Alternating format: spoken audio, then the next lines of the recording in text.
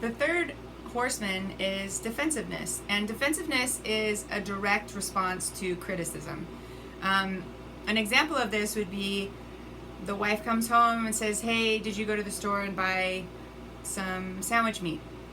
Something seemingly pretty simple, and it may not invoke defensiveness with a healthy couple, but the unhealthy couple that has, been criticizing before this, the partner may respond, "Are you kidding me? I did all this today, and why would I have had time to go get some sandwich meat?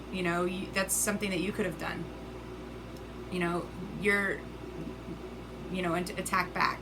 So it's just a quick response that has, it's built up over time to the point where you're quick to be defensive and play the victim rather than taking responsibility over, "No, I didn't go to the store today," which is what a healthy couple would have done.